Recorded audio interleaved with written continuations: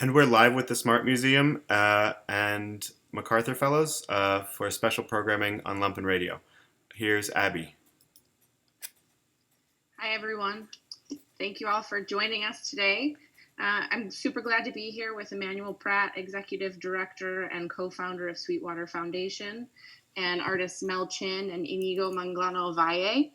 Super excited to discuss their respective projects and their collaboration for Towards Common Cause, Art, Social Change, and the MacArthur Fellows Program at 40. But we can't begin this conversation, of course, without acknowledging the current state of civil unrest. We want to say that we're all deeply saddened and outraged by the unconscionable acts of racial aggression and police brutality that have occurred across the country in the past several weeks.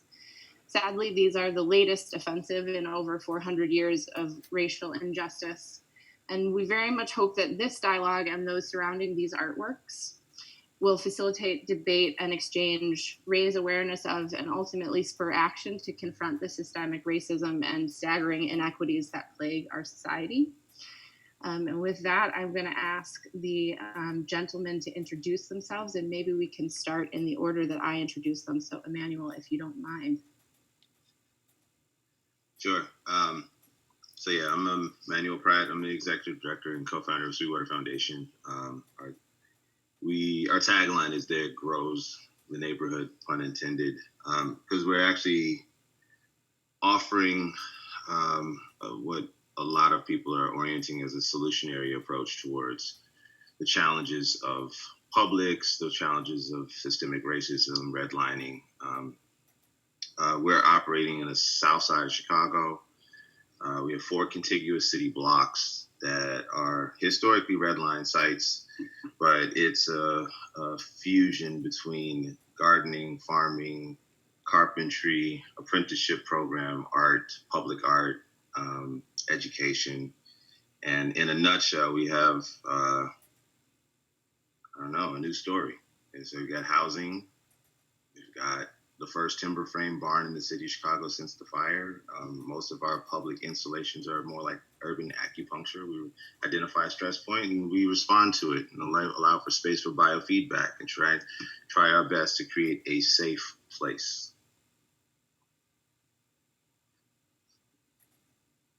Mel Chin, you're up. Okay. Well, I always like to describe myself as a conceptual artist, and maybe I'm a recovering conceptual artist. There are many steps.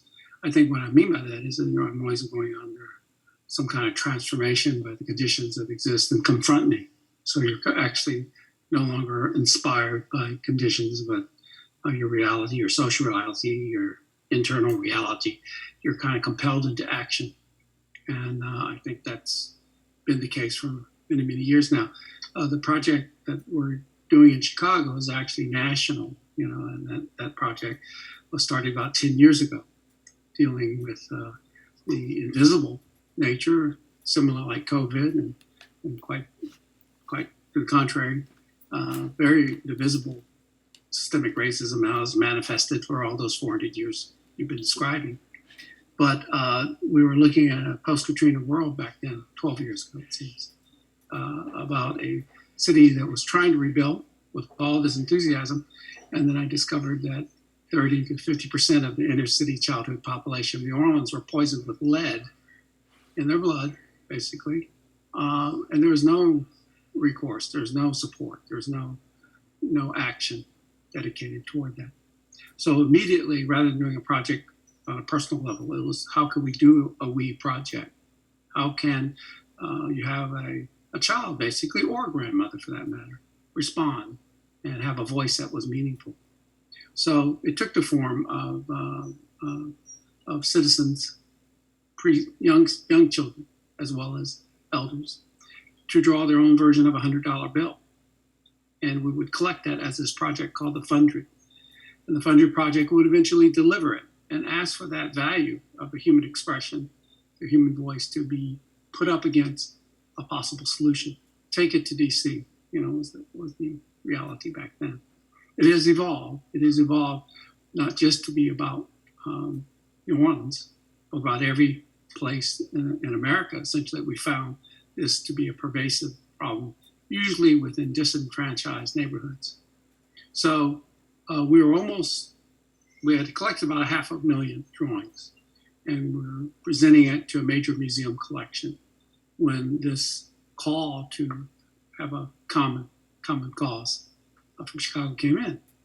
And we decided to resurrect it or just keep it going one more time for a project we call A Bill for Ill, and it's like Funded 2.0 because something that always has been on all our mind. We're a collective. We're going under the banner now, Source Studio, and we felt that we had to do it in Chicago because it was one of the places that I was keenly aware of that had huge amounts of childhood-lead poisoning of children now growing into young adults.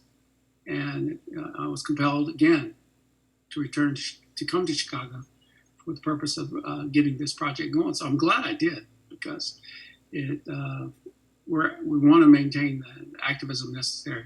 So we can only move from being an artist, maybe being artists that are part of this, to just being delivery people of voices of millions of people so that it can influence a policy, perhaps an act of Congress to deal with this. So it's time. It's time. And it's a terrible time out there right now. And I see relationships with the problem of lead, racism, environmental injustice, all this collectively. And so we have to maintain and continue the project. So we've never been more committed. So is that what I was supposed to do? Introduce the project or myself? Both. Sorry. Okay. I think you did a good job.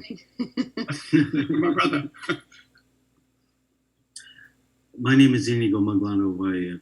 I also think of myself and describe myself as a conceptual artist who delves into notions of the public sphere and co-authorship with others inside and outside of art.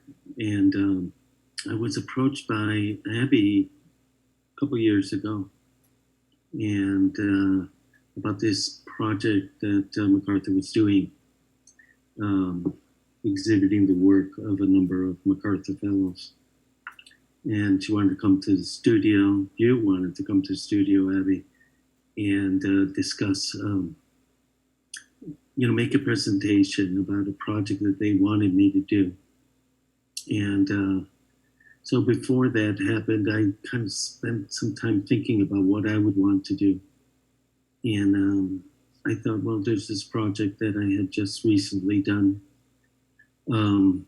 called Well, an earthwork, a public project that was in many ways simply installing a sculpture in the form of a manual well that would tap an aquifer and have the public bring up water, have free access to water. And that project was installed together with Site Santa Fe, about outside of Santa Fe, north of Santa Fe in the Santa Clara Pueblo Nation. And I was thinking before Abby showed up, I was going, well, is there any way I could convince Abby and the folks at MacArthur that are putting this together to do a well or some wells in the city of Chicago? And Abby arrived to my studio and then immediately started to give a presentation about what they would prefer, and it was the same project. It was a well project, so I was enthusiastic from the get-go. And so, yeah, that's what started a conversation, over a year and a half ago. And that's what we're hoping of doing. It's actually almost precisely 2 years ago, almost to the day that we had that conversation about a well. And, I brought both of you. I have a habit now of taking folks to Sweetwater. Because the Smart has has a long history of working with Sweetwater, but also because when I have some of my more outlandish ideas, like we should dig a well in the city of Chicago, and I'm trying to think of somebody who would embark upon that kind of journey with me. I know Emmanuel may be game, so I always show up at Sweetwater with things that seem slightly difficult. So I wonder, Emmanuel, if you want to, I mean, I love to hear all three of you talk about, why this seems like a good fit. Because essentially what we're talking about, right, are two sculptural interventions that both focus on environmental justice. And both of them are also, thinking about environmental justice and kind of public health and access to resources, which in the current crisis that we find ourselves in, and the crisis that was precipitated by coronavirus, right? The link between racism and public health and environmental justice have, that the three of you have been concerned about for some time, have, been thrown into stark relief. So I wonder if you want to talk about that a little bit, or why the three of you working together seemed reasonable to you when I proposed it. So at first, when you proposed it, I was like, what? And then we didn't have our relationship yet. We just had the interface through the SMART. And there's a bond that grew, a very unconventional, non-traditional bond that grew between my organization and the SMART Museum that is affiliated with an institution that has a history of not the best relations with its neighbors, particularly in the South Side of Chicago. And what's interesting is our unique alignment with the SMART around the concept of an installation called Radical Reconstructions was where we introduced the notion of we the publics. And so in this installation we did at the Threshold Gallery between two others that told the story of a new narrative of a formerly abandoned house, and created a common structure, a sculptural bench, and this interesting facade on the wall that became almost more like a set design. That was where our partnership with SMART began, and a very unconventional art installation that engaged a multiplicity of publics through different mediums. It also shifted the narrative between the farmer and then moved back towards my background was architecture and engagement in urban design. So that was the interesting thing, because that was where we started that partnership, and that was where the beginning relationship started to form, and no one knew what pathway that was going to lead to. And that allowed for us to begin to meet and connect and then have these types of conversations of new beginnings and new normals that are desperately, utterly needed, because the old, antiquated ways of externalities that render everything invisible, such as the lead in the soil, the lead in the water, the air quality being contaminated, the holes, the benign neglect and municipal disinvestment in our cities that are coincidentally redlined, over-policed, all of the other stuff that any epidemiologist would tell you, oh yeah, COVID is going to strike hardest in those neighborhoods, which is my neighborhood, right? We know this. Implicitly, we know it explicitly, but we're also silenced. So part of the approach that we've taken is a regenerative neighborhood development, R&D. So with the concept of we the publics, we've said, well, let's take the holes where there used to be one of the worst schools in the history of Chicago. Now stands a farm, a barn, a space for art and engagement and public performances, and a space for questionings, a space for thinking, a space for reflection and healing. Across the street, we have a garden that's open to the public. Everyone is this, while it might just look like a garden, it's actually a space that we conceptualize for a connection, a reconnection, and a space for questions, to bridge the gap for generations, like reconnect the generation now to the generation of elders. Ask questions like, what is water for as a source of life? And if you contaminate the water and you contaminate the food, what is a food desert? That's not a naturally occurring phenomenon. That's created. That's a choice of investment and disinvestment. That's a choice to erase certain populations and housings. So Point being, framing we the publics and radical reconstruction. And we have the Reconstruction House and the Learning Tree and the R&D Park. We just started naming stuff where we put new installations because why do we call it vacant lots anymore? Why don't we call it public space? It's been empty for 20 plus years. The infrastructure is hollowed out. We don't have certain types of hydrants. We don't know the status of all of the water in the area. We do know that there's a heightened issue of lead in all of our neighborhoods. So again, when you introduced Mel and Iñigo to us, we're kind of like, yeah, this makes sense. We have no idea, but it makes sense. New installations that could be almost, again, continuations of this extension of an urban acupuncture, identify a stress point, chart the territory to make it uncharted, to then explore, ask the right questions, convene people to get together the voices to amplify.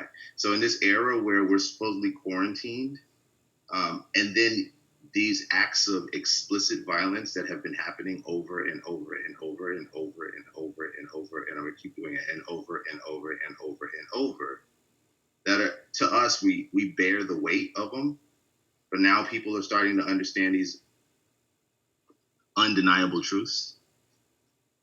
We look forward to this opportunity to convene and think and dream of new ways and new solutions to ask the right questions on new ways forward. So when you say, hey, I want to do a safe house, of course, we got a church right around the corner, a historical African-American church that no one knows the history of because it was like erased from the history books. But it's a shell of a monument that we would love to start fresh with the Fundred and the safe house. Of course, the public park that we put an installation called the meeting house, because we need to have a space to meet. Why have a vacant lot? Of course, that would be a perfect place to start questioning issues of water and contamination and what are new ways forward. There's accountability frameworks, and I think I've spoken enough on this, but creating new frameworks for accountability, because clearly we have a problem with that. Mm-hmm. Mm-hmm. So, yeah, I remember, Emmanuel, I remember when I first came down to see it, first thing you do is when you arrive at Sweetwater is you take it in. As you're arriving to Sweetwater, you're seeing a historically redlined neighborhood that is not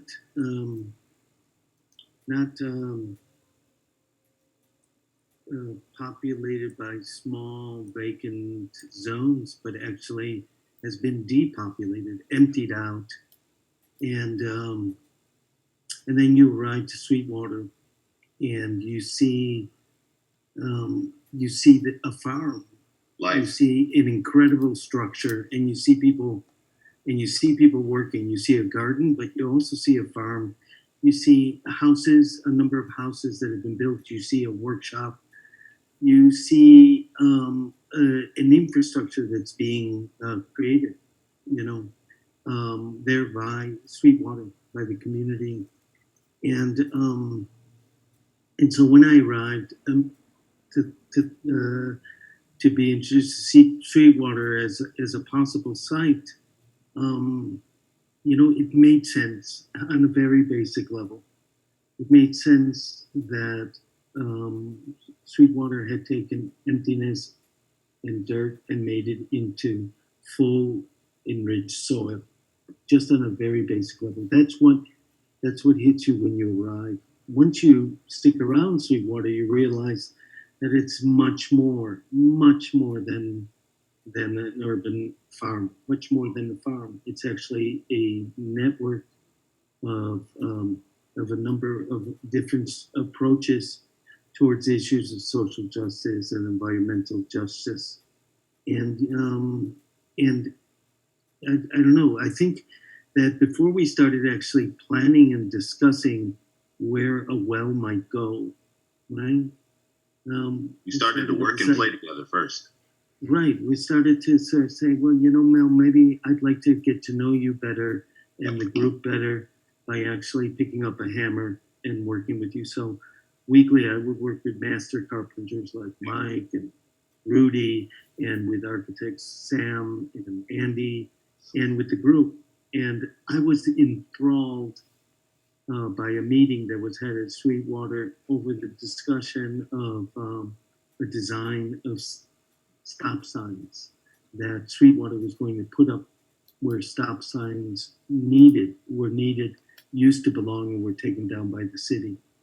And it turned out that that discussion over the design of the stop sign was a larger group discussion, even though the artist was there. And so immediately I realized this is excellent, because once we start talking about the well, Yep. it's going to be a large discussion. This is a place where authorship and ownership of a thing that we might call art is brought into question, you know. And so immediately I felt this is a place that can even problematize my practice. Emmanuel and I have been discussing and wanting to discern new definitions of what public means, new definitions of what access means, new definitions of what authorship means, new definitions of what ownership means. And not only for an artwork or for an artist, but in the public at large, in language at large. Well, so interesting about our connection also is just thematically just water. Water is a source of life. Mm-hmm. And if you really unpack that, water is a source of life, or lack of access to the right water as a negation of life. Mm-hmm. Mm-hmm. Or the invisibility of infrastructure that allows for us to get water to support life. Mm-hmm. Or contaminations of water that go invisible, that actually affect the neuroplasticity and how your brains work and don't work, and how you can learn and don't learn, and the fact that we don't have food in some of the schools that are 2 blocks away from us. So it's a much, so the conceptual framework of a well and diving deep to get to that source. And making visible what is hidden, right? And making accessible what is removed, you know, from you. And then there's the aspect of sharing, right? The notion that water from the well, right? What to do with that, and what to do with that water, and who has access to that. And the notion of being able, attention and accountability, though, because there's too much of a passivity on both sides, on all sides. It's just like, we gotta hold stuff accountable, but we also can be proactive on what to do about things. There are ways to test. There are ways to raise and amplify your voice. But people just don't know what to do, or they don't know how to look. You know, it's been stripped away. It's like a forced amnesia, right? The redlining is an active process over generations of forced amnesia. And what's interesting about water, to me also, this came back to me, is like, water carries memory. Like, there's actually a thing. Water memory is a thing. Most people don't think about that.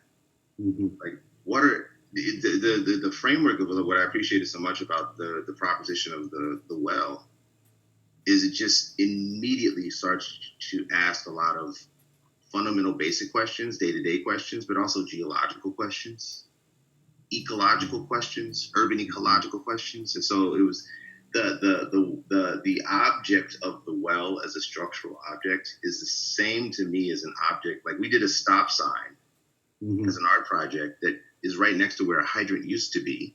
And people were like, wait, hold on. I think I remember. Wasn't there something here? Or there should be something here. And just the prompt initiates the conversation, and it becomes an emergent collaboration. And again, it's uncharted waters, and we're all exploring it, right? And Iñigo, we're all exploring it. We don't know where it goes. But I think that my project and Mel's project, I'll let Mel speak to it, but our projects to a certain extent are, in a sense, levers that just open up a series of questions. You described it as a tool. Yeah. And in the well, actually, there is a lever. You have to push a handle up and down, and that lever action brings up the water. But the project as a whole, what it does is it brings up a number of issues that have been submerged, and it draws those things up to the surface. The questions that need to be asked, you know, that are about health, about access, about ownership. Yeah, I think in many ways the Safe House does the same thing. Yeah. It uses a piece of hardware to bring up a series of issues. Well, it's iconic to represent the thing that everybody seems to be preoccupied with and always have been: money. Yeah. It has the visuality. It's about the cash and its value, and how all these decisions about who gets it, who has it, and who does not has been predicated on economics and the disparity that's ever increasing. So yeah, the Safe House is so important to house the cash of individuals, individually drawn money, that I think is just as valuable as anything that ever could be represented. And to deliver that to the place that makes the decision, that's supposed to represent the people who've drawn them, and to make decisions based on that capital is something we're deeply, deeply experimenting with. Could this art capital have that be the lever? Because it seems to be the lever for everything else, this cash. So it is. When I was told, to even deal with New Orleans problems, it might take $300 million. I said, well, I know it's impossible for me to raise that much as a person, but if there can be such of a collective we of millions of people, we can make that. We can make that. But then we have to deliver it in a proper way, in a respectful way, to influence the other kind of levers that are in our world. When I came to Sweetwater, by the way, man, I was nervous. I said, oh, shit, because I was thinking, what if he says no? I remember way back, just knowing my politics, Kissinger once said, the South does not matter. That just really disturbed me. And so South Central in LA or South Side Chicago, I said, these are the places that matter, And then when 2012 was kind of pivotal, because there's a New York Times article about 38% increase of homicides within Chicago. And I started looking into that. And I looked at the available resources are just real estate maps that show what they call the most dangerous areas of Chicago. And I knew where they were then. But then I found this other resource, because working on the Fundred project, was maps of childhood lead levels, blood lead levels back in 1990s, which would put those kids that were there in those neighborhoods about that age where all this things was happening. And they were so elevated, it's not a joke. So when you put those things together, you see this invisible kind of impact on the society that does matter, that was not being paid attention to. So how the mayor brought the schools too. Yeah, the mayor brought on all the gang control, law enforcement, all these things. And I sent that image over to them. They asked me, when am I coming up? I said, what do you mean? When I come? You have the maps. You have the information for years. When are you going to get it together, right? So I was so nervous because I said, if we're going to come to Chicago and do this, then we have to be in the South. No disrespect, Abigail, we're going to be in the museum and all that, but we have to be in the South in some way. So what we want to bring in is some representation that is powerful and meaningful, but in the end, it is the representation of every individual that draws a Fundred, that wants to be represented in this other battle, because I think we have to bring it all together. The voices must be respected in all kinds of ways. So. So it's exciting that we hit it off, Emmanuel. I mean, I'm just guessing, but you understood. What I love to meet people is that they understand what's going down as you're talking. Yeah. I felt that. And that beautiful post and beam barn. I'm here in the country, by the way, in Egypt Township, North Carolina, North Kakalaki, and we have a post and beam barn that we're working on. So it's a beautiful thing. Cousins. Yeah, cuz. Hey, yeah, we're all these cousins.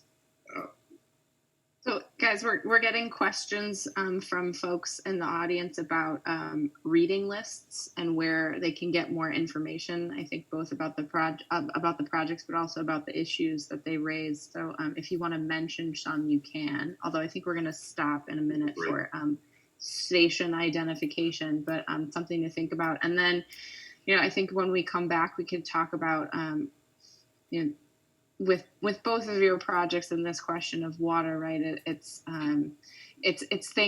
issues that people who have the luxury of not worrying about them don't worry about, right? But that people who are, forced with a decision between paying their utility bill and having their water turned off and putting food on the table have difficult questions, a much more intimate relationship with these things that most people take for granted as being taken care of them by the authorities that are supposed to take care of them, right? But which is in line with the ethos of Sweetwater, right? Which is a little bit about what you do when the sidewalk ends, right? Like infrastructural inequality has all sorts of connections that the vast majority of people don't ever pay attention to.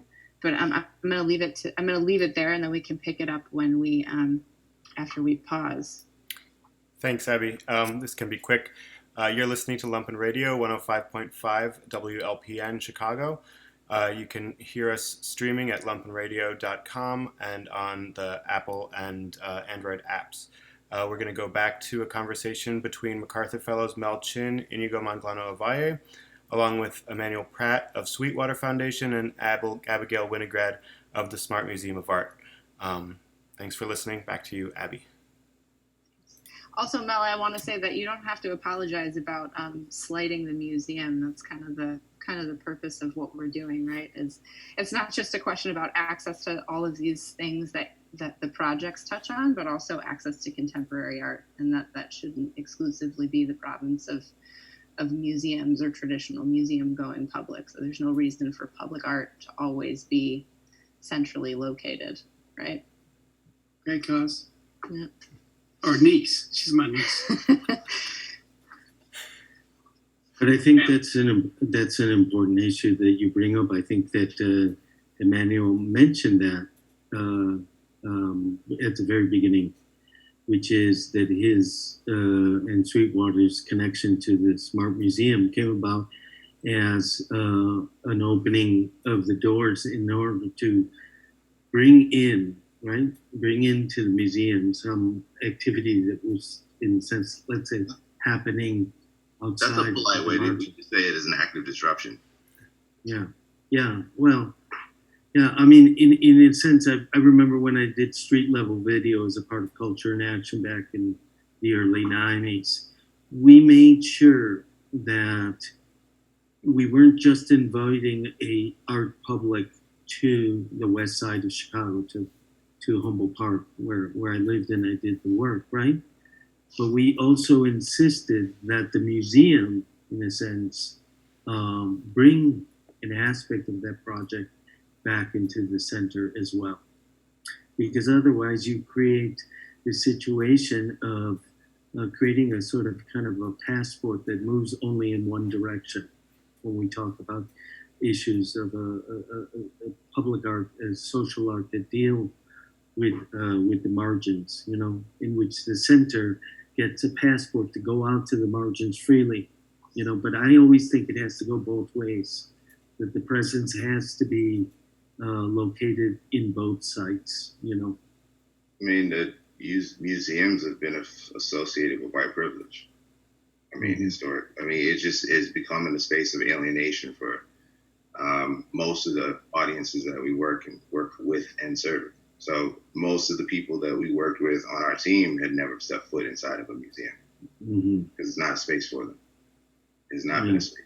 It was interesting that dynamic completely got disrupted in a positive way, both at the institutional level of the museum or its affiliations, because it's not the audience you typically see going in to do an installation. It's not an audience you typically see going in that is like perusing the work. But it was humanizing the space and humanizing our installation, but building foundations of human infrastructure relationships that created new pathways for new opportunities, for new beginnings and new stories. Our installation was only supposed to be in there. I think it was only supposed to be in there for like 6 months and ended up being there for over a year. Like, yeah, at least a year. Because it just found its roots there. It was interesting. It was really interesting, the results of the relationship from an art installation that actually genuinely, authentically said, we want to do something to give back. So it was interesting because like our installation, because like I said, it was more like a set design, and they had family days. And so we have family days. So we figured out, I was like, well, we're only 2.1 miles away, but you're literally worlds away. You're on the other side of Washington Park, we're in Inglewood, Washington Park. But there's no space for convening an interstitialities, if you will. How does that happen? And I think what I appreciate about the concept of commoning, the act of commoning, is the process of negotiating your differences. And it is messy. It is challenging. Somebody can slip up and say the wrong word, well-intended, and completely offend and violate. But then how do you resolve it and move forward collectively from that point? How do you learn to listen? How do you learn to understand? How do you learn to share? And then this is, again, once going back to this, that framework and the process of renegotiating our relationship with the museum and with the institution and with those networks that we traditionally would never have any reason to trust. Still don't, to a degree, right, at the greater scheme. But the humans that we know that are safeguard our partnership, our value-based partnership, we have grown to trust. And now we're offering and sharing space to do real, meaningful installations that will be living projects as an extension. And quite frankly, to me, they're more valuable than a lot of works that are housed simply on a wall, on a vertical surface that is valued almost similar to the diamond water paradox. If you don't know about that in economics, water is a source of life, but we don't know how to value it. But we'll overvalue a diamond all day, even though we know it's affiliated with all types of negative stuff. So there's a deeper issue of healing afoot. Also, it's interesting, the conversation before the break had me thinking about we're in such a state of psychosis currently in the world, particularly in the States, where you have an overwhelming amount of evidence of just the negation of life on video, no questions, and you want to just initially go to protect your valued spaces in real estate instead of actually get to the root causes of the issue. So now we've got folks that are drive-by in vehicles shooting at people that are just walking outside. So where is a safe space in the public now? We've got a virus that is invisible. We don't have access to tests. You don't know where to go to look. There's an invisibility of being that's like drowning us. So this collectivity and this partnership and collaboration becomes that much more important, and we do need more safe spaces and safe houses. Well, the notion of the invisible infection, well, there's more. The other one is the disease of what we've been enduring in our culture. This is highly divisional culture, racism, and so that disease is this infection has been with us so long. Yep. And if anything, the intensity of it has been brought forward. It's been brought forward a lot, but with COVID on top of it, to imagine how we have to tackle two diseases at the same time now, and there's maybe more than that.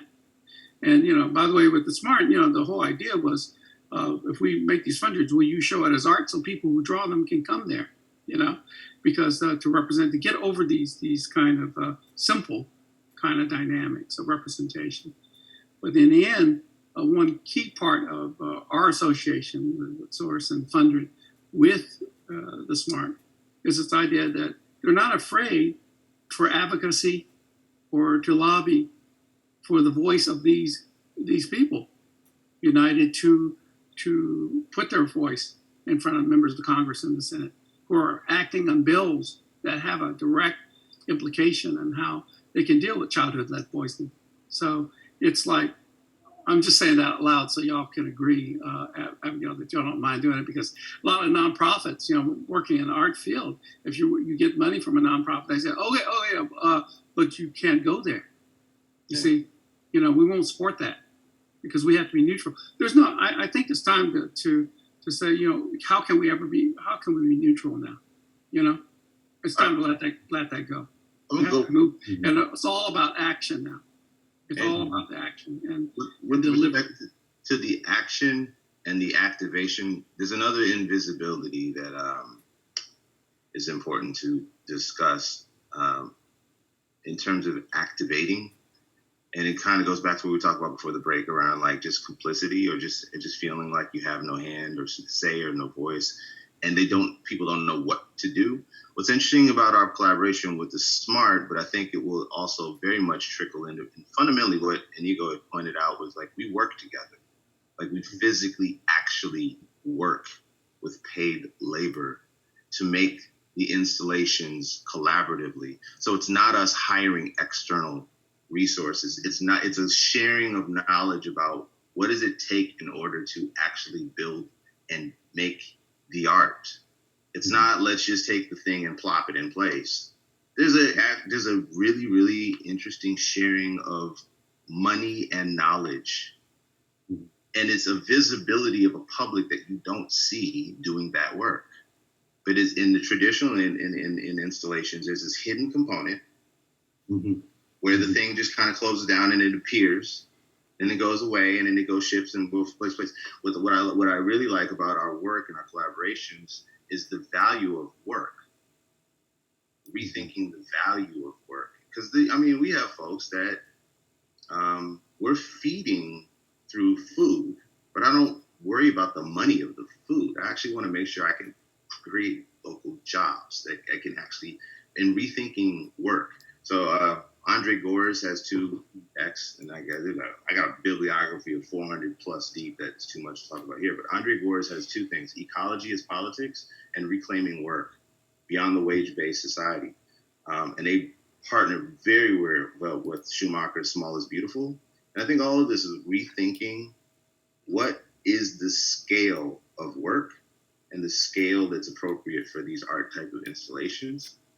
It doesn't have to be monolithic. It actually should be small and personable. Yeah.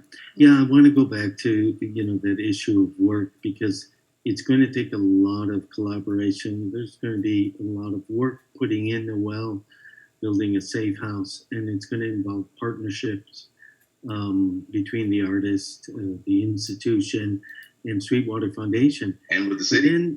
But then there's also the work that the public does. For example, in the well, so let's make a work that talks about access to water and the health,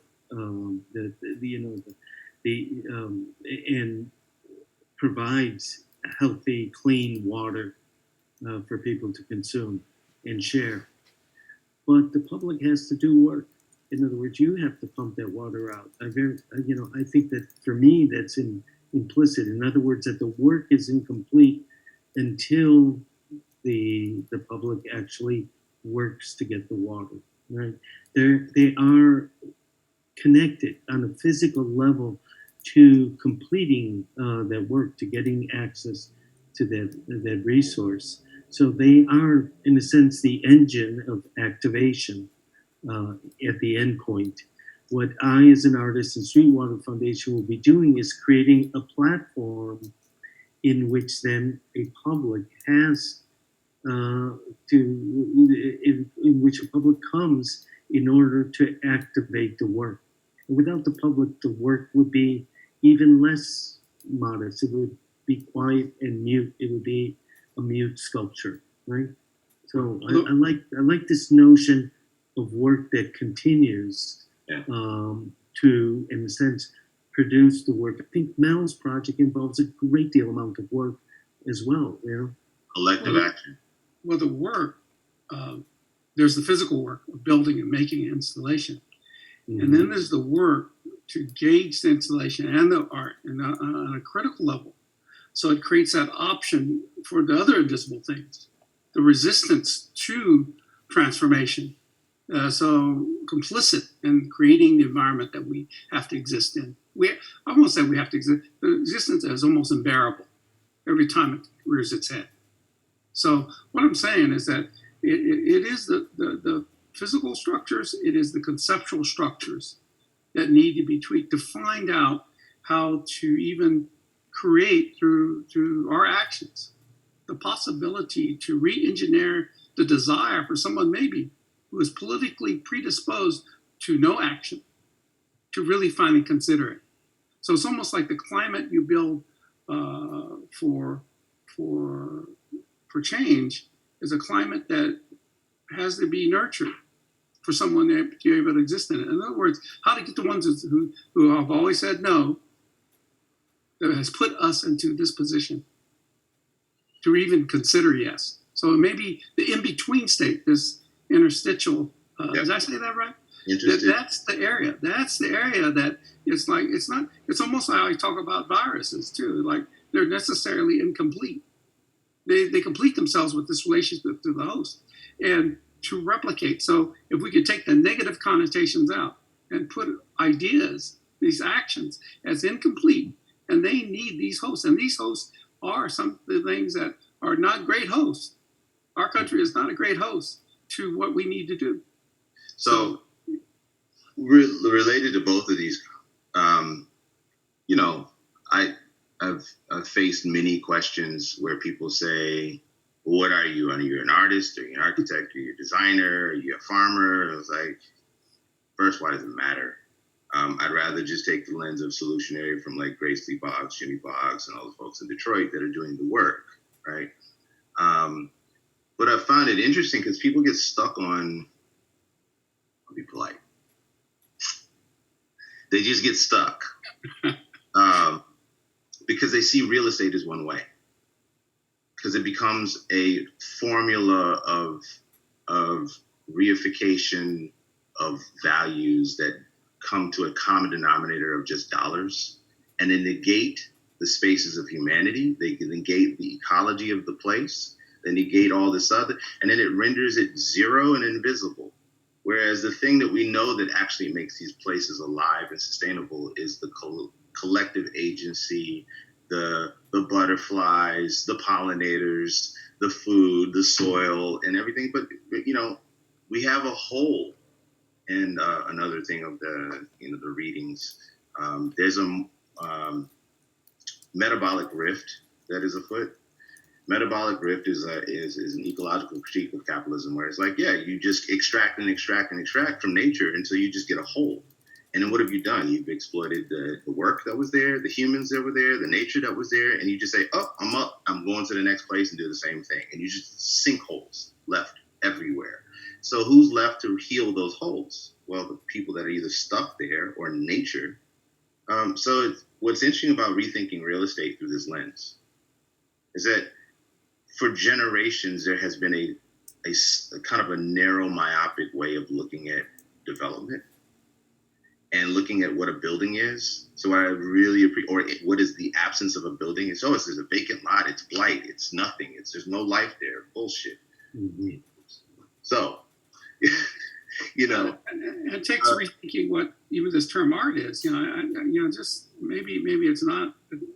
In other words, it's probably more important to forget those terms. It is. And recreate terms, or like I like to think about actions within the public as catalytic structures. They set the possibility for something to happen. So this is what I appreciated, because the installations that we're both talking about, the well and the safe house, to take an iconic image of a thing that people associate in one way and to actually install them either in a public space or on a church, just the safe on a church is such an expressive concept that people are like, what am I looking at?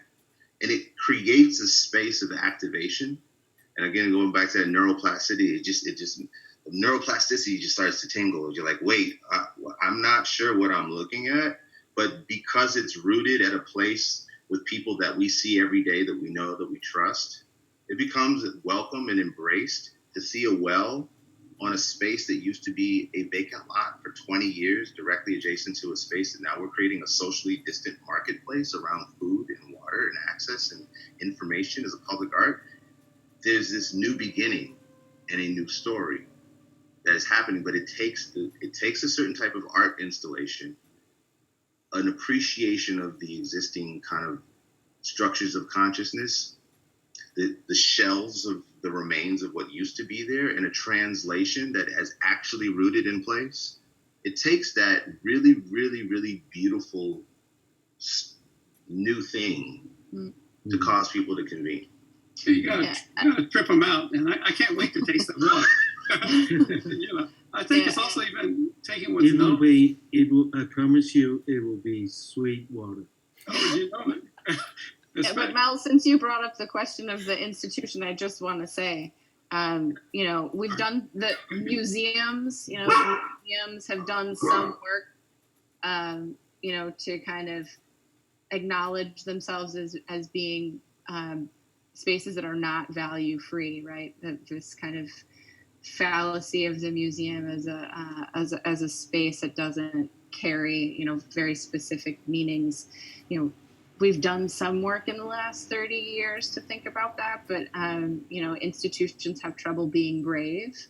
So this project, and I've been grateful to the three of you to be able to use this project as a way to push that and lean into that. And the SMART, has come along with us on that journey, and they were on that journey themselves when we started doing this, to think about what can an art institution, a museum, do differently? What do we have to do differently? How do we become good neighbors as opposed to spaces that don't feel inclusive?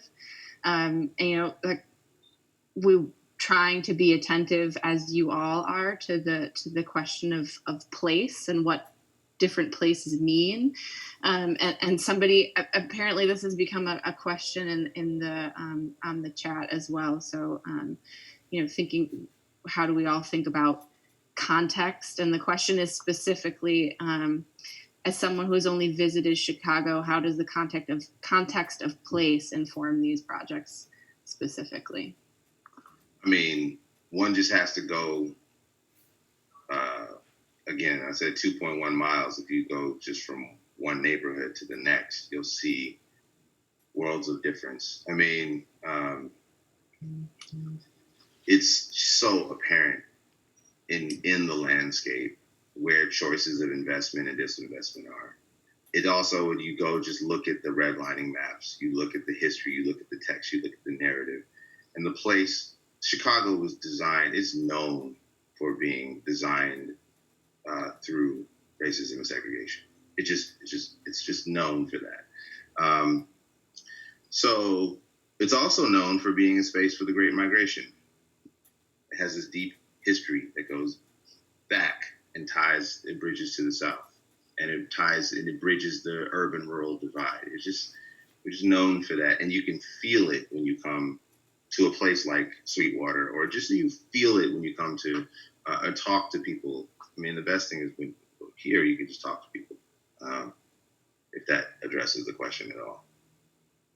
Well, I think also, just the idea of place and how you make place. There's many, many, many ways that this can happen. For example, when you make a farm, right? And then in it, you put a barn.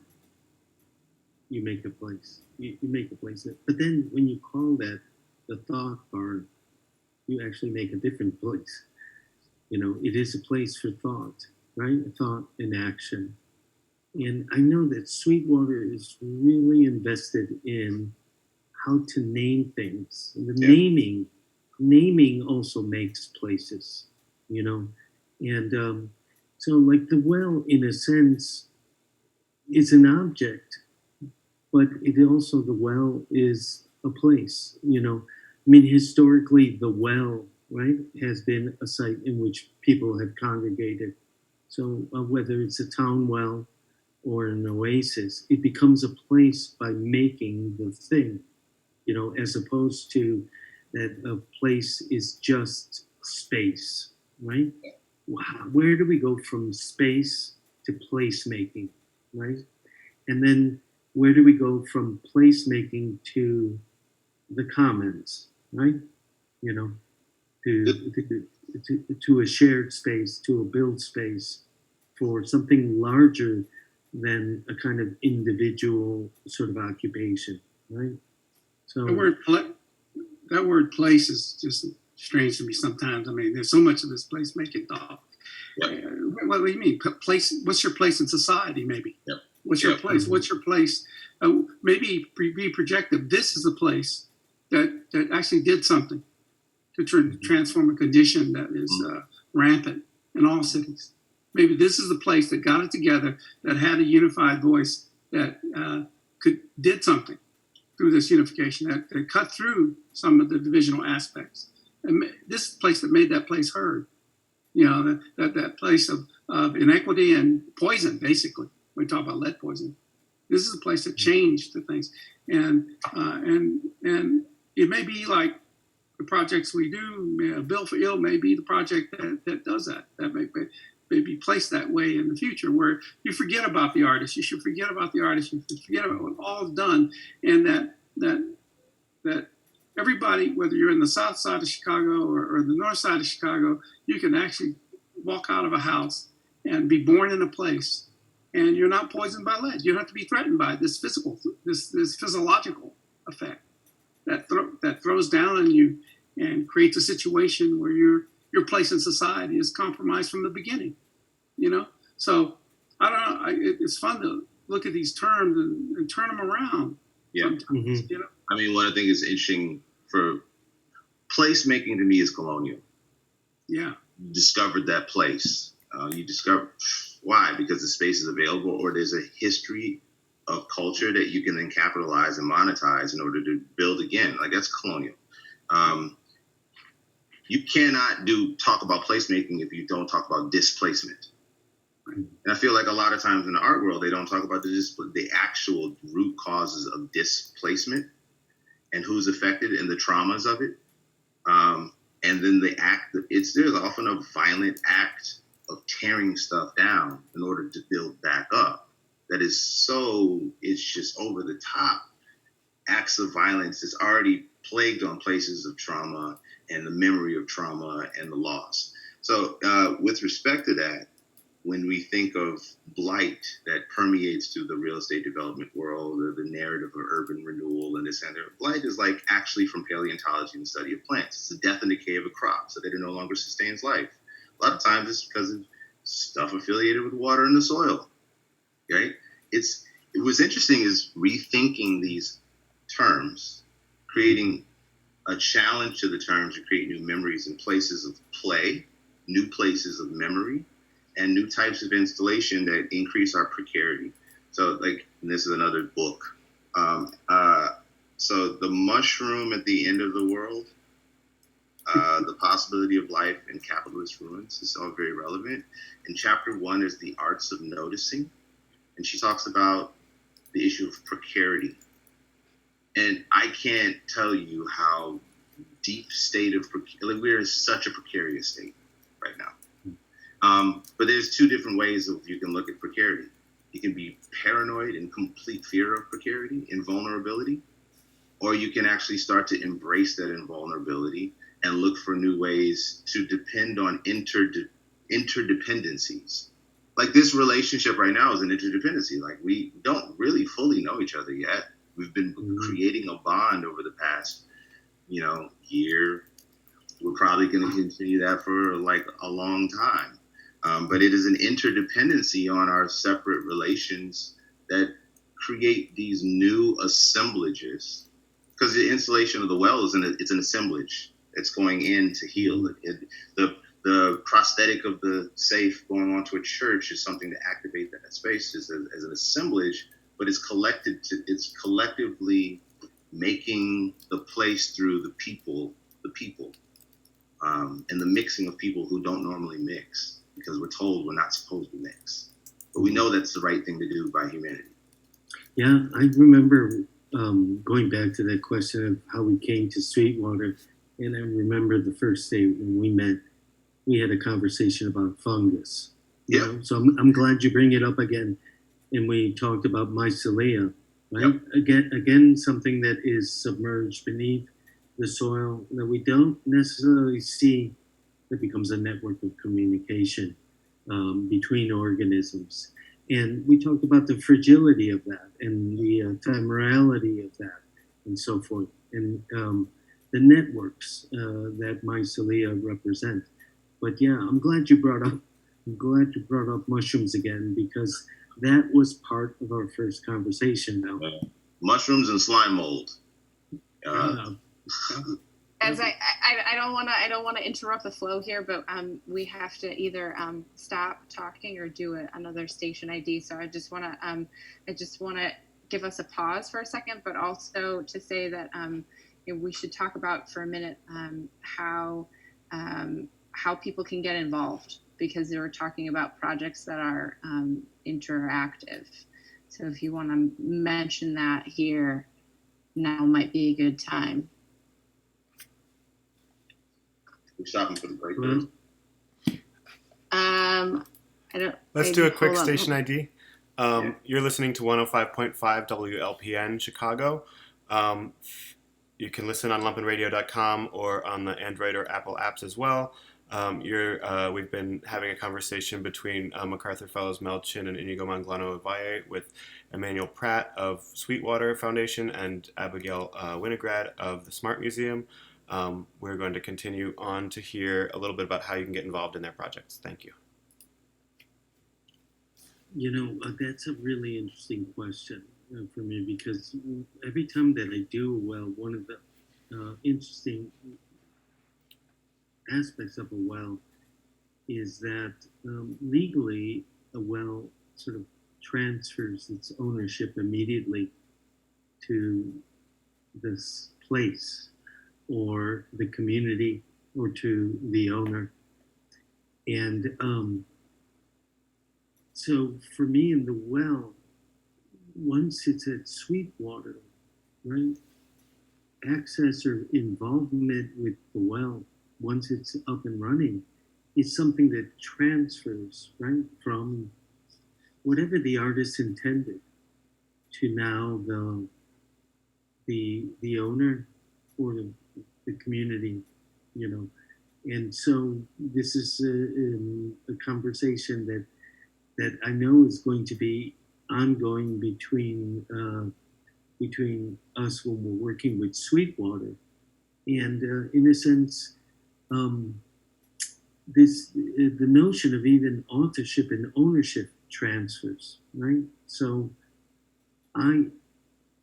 access to the well, what happens to the water, how will community access it, who access, when they access it, really is transferred, right, to Sweetwater Foundation, because in a very real sense, the artwork is existing already within an existing site, right? What I think will be interesting about just the well on that site is that, again, it does bring up a lot of questions, and it also brings up deep, rich history. So we're actually looking for folks that are into those histories or historiographies. We're looking for folks that know a little bit about the research and histories of wells and mechanics of how stuff works historically. The evolution of infrastructure throughout Chicago. We've been looking at ways, land and land use.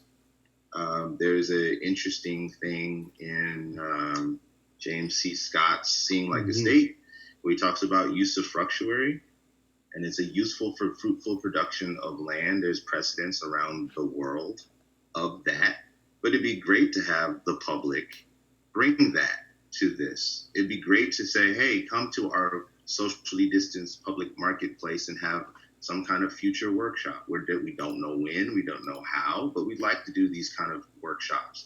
And now that we're dealing with this Twitch, Zoom, Google Meet hack thing of new publics that are online and interpersonal, we would love to know how to get water test kits that we can share with our various publics, and how to support the knowledge that's generated from the publics that are actually activating the well. Same thing, it goes right over to the safe house, right? Mm-hmm. Having that go over to our civic art church with this safe house and Fundred, and then creating support and human infrastructure, but ultimately new forms of physical infrastructure that we can have more people engaged in this conversation. Because right now, we don't know how to let people engage safely, realistically, right? We're rooted in a neighborhood that has a spontaneity of reality, of organicity, of public. But then all of our work is public, but then we have to be like, wait, hold on, don't just show up here, please, right? Because that's not helpful. So we're rethinking all that. As I say, we're rethinking it, but we're thinking of new forms of engagement, new forms of public. And eventually we'll have a public art installation and show and stuff like that. Yeah. We talk a lot of... Go ahead, Mel. Well, the Fundred project is, you can do it right now. If you go to fundred.org and download a template. The Fundred project is nothing by me. It's by you. It's by the people of America. It's by the people of Chicago. That's what was invented to be that. The project was invented that immediately the expression has value, and it's up to us. It's up to you first to decide if you want to donate your expression, and if you donate, then we are obligated to deliver it in a fashion in the exhibition, of course, but then to take your representation of your value to your congressional leader, to put them in front of the acts that they've already started to voice, especially the Lead Safe Housing for Kids Act, and say, okay, well, you have a public voice here, represented individually by one person, by one child. I know that 8-year-old can't vote yet, but right now he or she is in a position of being poisoned by lead, but the very house that they live in. So that's what the reality is. I think that you could look that up. I know that through the SMART and through Sweetwater and through all of us, we'll be bringing the templates. We'll be inviting people to do it. You could do it. All you need is a pencil and paper and a will to express yourself in a unified way. So we're going to start. We've already started with some passing out some templates, and we will continue with the good grace of Smart Museum and everybody. I was also going to say there's definitely ways to show support just through either donations for any aspect of this. I mean, there's so many different networks of people right now that are just hurting. And we have a series of value-based partners that we have people right now that are facing evictions. Like, no one's talking about how evictions are the next wave of slaughter of humanity. So doing something like this as an art project is cool, but it's a much deeper meaning here in the neighborhoods that we're doing this work. So money's always appreciated. Social capital, human capital, and political capital are really what we're talking about. Because one reason why these holes exist is because of lack of political will. Because the political capital here, money is part of it, sure, but actually raising and lifting up voice and support. And when we get to these critical issues that might very well have so-and-so from another decade that was the root cause of the issue, I don't want to talk about, it's not my fault. We're suffering right now. So what are we collectively doing about it? So we're going to be calling on people for action, for political support, for just honest human support. Mm-hmm.